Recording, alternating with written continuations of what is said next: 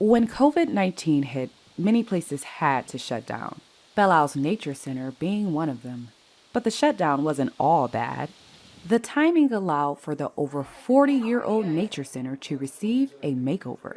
I spoke with the Nature Center's Director Amy Greene and Education Specialist Sierra McWilliams to get some insight on the renovation that highlights urban wildlife. So we have worked for longer than the pandemic about plans and our vision for what this place really could be in the city. I do like to say we're the Detroit part of the Detroit Zoological Society. We've been here for a long time, and it means a lot to a lot of people. People loved it before we renovated, so it's really been a dream to be able to kind of breathe into life what this place could really mean.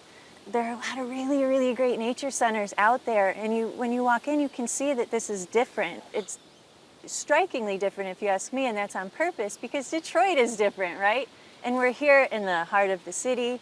We're on Belle Isle. There's nature all around us. I think that's important for Belle Isle and Detroit as a whole to have a nature center, because if you were to Google nature centers in this area right now, there's not many. There's not many that come up. I think when I was younger, the first nature center I went to was an hour away from here. So I think it's really nice to have something that's in the city, that's right here, that's easily accessible for the community. Every single mural in the whole nature center is based on an actual location in the city where the animal was seen. So reinforcing, you'll see in some of the habitats or the murals, sidewalks or street lights or those things that are part of urban nature, Detroit nature, and amplifying that, the intersection of the built and natural environment. It's both. It's very rarely only one or the other. When you work at a zoo space, you're usually talking about animals from the tropics, and they're very different and they're far away. You would not really be able to go see a Galapagos turtle somewhere here. But you can see a red-eared slider, you can't see a painted turtle, and I think that having that connection to your backyard nature is something that's really cool. When I talk about people returning to the nature center, I like to say we have a heartbeat again and a soul. When you're in the offices, it's kind of a literal beat. You can hear the children running through that space. And it's just such a cool way to literally reinforce that programming that we do. My favorite programs are public programs because you get all different kinds of people that come together, and I really enjoy doing our nature hikes because you all work as one group to kind of explore, and you get to share knowledge and information. Our hikes have different themes and they have different lengths. So there's a few different trails around the nature center. There's one right out back. There's the Wildwood Trail if you go further down, then the Lighthouse Trail. So they range anywhere between 20 minutes to up to an hour. The Young Learner Space is, I think, one of the most powerful new pieces.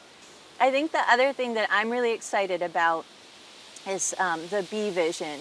So it's this big perspective shift. I don't know when the last time you looked up and saw the bottom of a dandelion or an aster and saw these flowers so big, but also there's this bumblebee, and you can move the bee left and right and up and down and see kind of the world.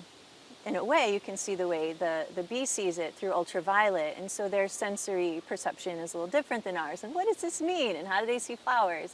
I think my favorite part of the nature center is kind of helping people discover the animals in their habitats, because we have very naturalistic habitats, so the animals don't pop out at you. You kind of got to look for them. So when people are at the habitats, they have to get in close. Although many changes have been made to the newly renovated Nature Center, visitors will still be able to revisit some familiar sights. The salt from the Detroit salt mines, it took a lot of effort to help everyone understand this means so much, this salt, right? This means so much to the people who have been here before. Those who are coming back, they look for it when they come here. The photo opportunity frog, that's iconic if you've been here before. So those things are the same.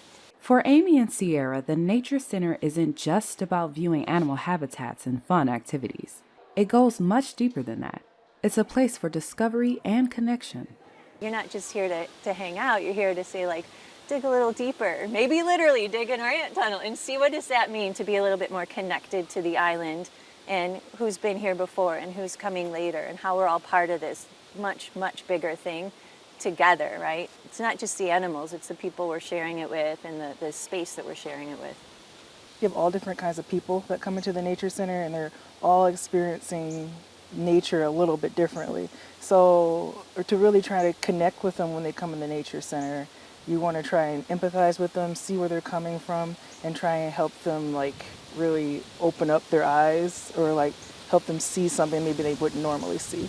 We're here to give you a space to belong as part of this already and make it your own and experience it in your own way. Like, it's a stressful world out there.